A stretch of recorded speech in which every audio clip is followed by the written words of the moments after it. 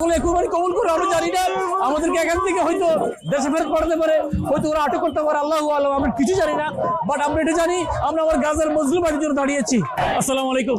গাজার নির্যাতিত ভাই বোনদের জন্য শত শত ট্রাক যেখানে ত্রাণ নষ্ট হচ্ছে, ব্লকেট উঠিয়ে দেওয়ার জন্য আজকে বিশ্বের অনেক মানুষ এক হয়েছে।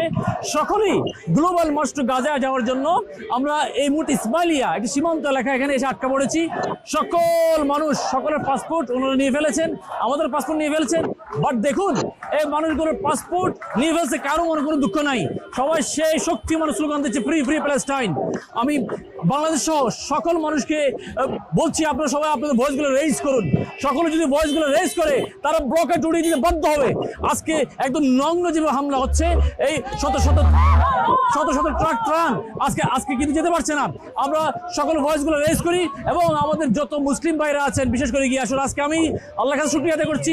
এই মানুষগুলো যারা আছে 50% মুসলিম আর 50% অমুসলিম, তারা শুধুমাত্র মানবাধিকারের প্রয়োজনে তারা এখানে এক হয়েছে। তো আমরা মনে করি মানবাধিকারের কারণে, হিউম্যান রাইটস নিয়ে ধর্ম নাই, এটা সবাই প্রায় এখন পৃথিবীর সকল মানুষ এখন ফ্রি ফ্রি প্যালেস্টাইন এখন সবাই। সুইজারল্যান্ড, আমার এই বোনটা এসেছে উনি সুইজারল্যান্ড থেকে, হি ইজ ফ্রম সুইজারল্যান্ড। আলহামদুলিল্লাহ। ক্যান ইউ স্পিক আরবি?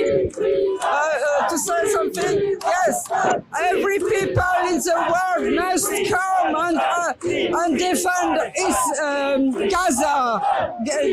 All the people in the world, please, please, please, please, please. এই আমার এই বোনের মতো ওরা কিছু পরোয়া করছে না। পাসপোর্ট নিয়ে ফেলছে আমাদের।